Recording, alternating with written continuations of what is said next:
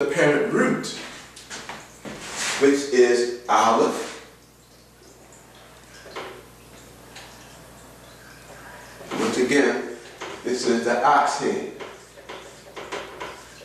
symbolic of strength and power. And your shin, once again, your two front teeth,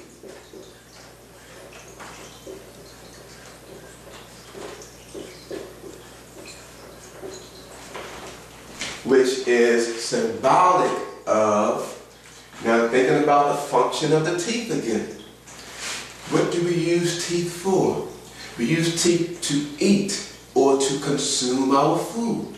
So what you have with the term Aleph and Shin, you have the term Ash, which means fire.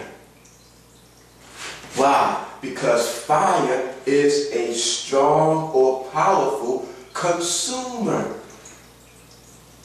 So now, why is it that that term is the parent root of the word that means man? But you're going to find that there's the other term that's also derived from this, we're going to look at that later, for woman. But think about it. Do this. Put your hand in front of your mouth and just talk. And what you find is that the breath that comes out of your mouth is womb. Anybody who's familiar with medicine or the medical field, the average temperature of a human being is supposed to be 98.6. Now imagine being outside on a day when it is 98.6 degrees. It's hot outside. The fire or that energy that we possess is that life force, and sometimes we do this with one another. There is electricity running through our bodies. Sometimes, depending on the condition, how many of you have went to shake somebody's hand or touch somebody and you shocked? That is an example of the electricity that we have within us. In other words, that fire. Okay? This is why that term is being used. But we're going to look at something else. Again, we look at the positioning, because remember, the holy men spoke and they were moved by Ruach HaKodesh. The Holy Scriptures came about because the Most High breathed them to existence through the vessels, which are the prophets. And we're going to take a look at that term at some point as well. But we look at the position of the Yod now. Now this is the Yod in the pictograph.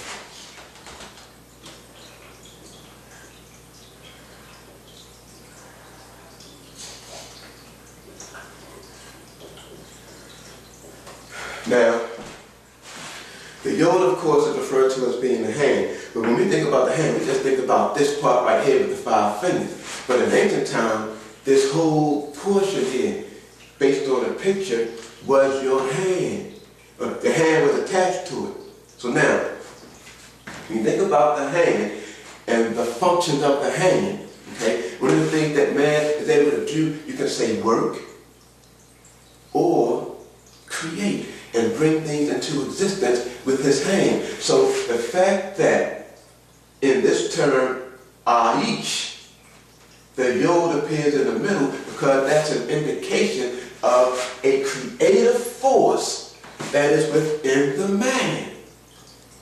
Question: what is that creative force that is within us? And this is very important to know and to understand as we get to other terms that we find used in the Bible. That creative force is that seed that he has given us, which produces life. The life force. Okay? It is the seed of that man that determines whether that child will be a son or a daughter. The seed of the man determines that. That is only only a physical indication of the headship that the Creator of the heavens and the earth has placed on that man. But again, because of the abuses of that headship, there's a lot of corruption now when it comes to the head of the household. Well, let's move on. The next term we want to look at, it says, again, and thy desire shall be to thy husband, and he shall rule over thee. Clear, cut, and dry with that word. Cut and dry. But let's take a look at it nevertheless. And again, the purpose of going this route is to show clearly, according to the word, the position that the man holds in the household. The man is the head, and there's a particular garment that the Most High has given to that man to make a distinction between him and that woman. And it is symbolic of what we're about to get into, his rulership. Now, the term here is mem.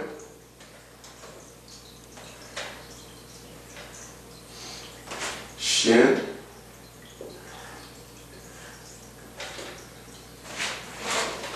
And lamed.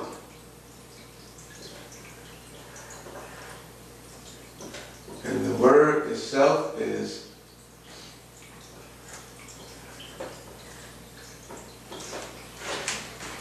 that is marshal. Marshal. And number is 4910, number 4910. Okay? Now what this term simply means, to rule. Alright? Now what's interesting, when you get into the parent root. Now the parent root is your mem, your pictograph, which is water, and the lamed,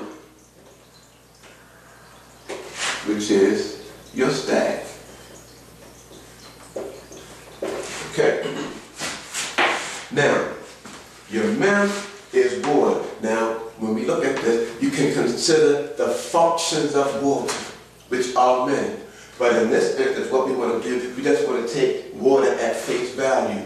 But now the staff was always symbolic of rulership or leadership, because when you think about a staff and what a man would do with the staff, he would often lead his flock with it.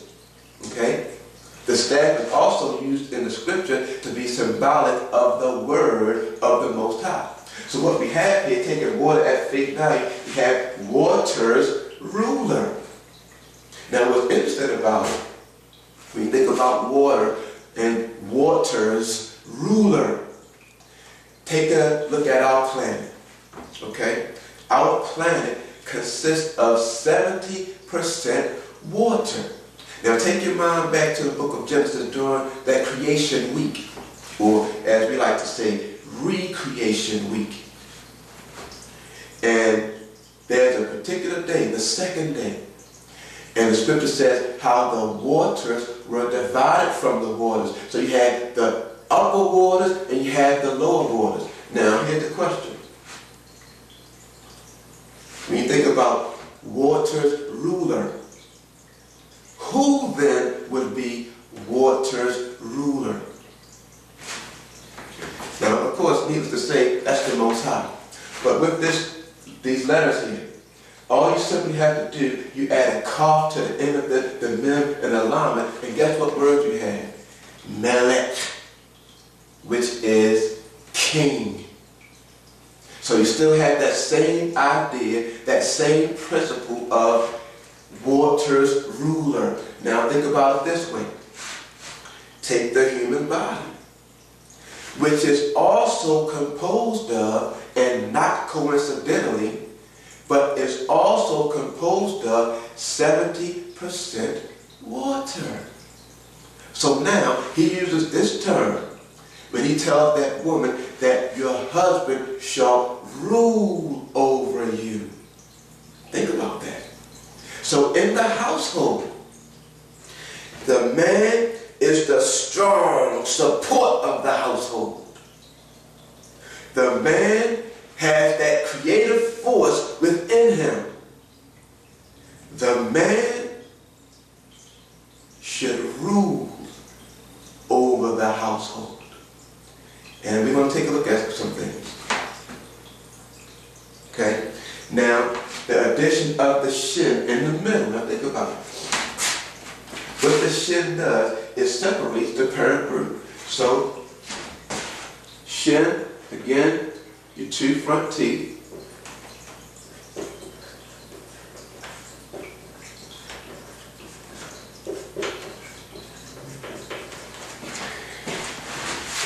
The presence of the shin in this term simply serves the purpose of emphasizing the distinction between that man and that woman. Because there's a difference, okay? You can see the difference physically, the way we're made. There's a difference. You hear the difference with the instructions that we have been given. Okay? Now, as an example of what this means, let's turn to another letter of Brother Shaul. In 1 Corinthians chapter 14 and verse 34. Listen to this. I'm going to touch on this first clause here, just a little bit. And let me emphasize here. This is New Testament teaching. And I want to make that emphasis because when you look at Christianity today, and my apologies for throwing Christianity under the bus and all of these other false religions or false ways that have been derived from the word. But the title of our lesson is Amet, truth. And that is what we intend to establish, Amet, truth. Now, what Brother Shaul writes in one of his letters to the assembly at Corinth. Now keep in mind, the Corinthians were Gentile believers coming into the ways that the Most High prescribed for Israel. They're coming out of paganism, so they were paganized. And they were holding on to a lot of their heathen ways. So a lot of instruction was necessary to maintain the order of the household of Israel, which they are now being engrafted into. And we're going to look at that at a later lesson, but for the time being, focus on what he writes here. Let your women keep silence in the assemblies. Question for all of you women who are standing in that pulpit ministering the word of the Most High. What happened to this passage in your New Testament? What do you do when you come to that verse? Let your women keep silence in the assemblies, for it is not permitted unto them to speak. But they are commanded to be under obedience. Where did he get that from?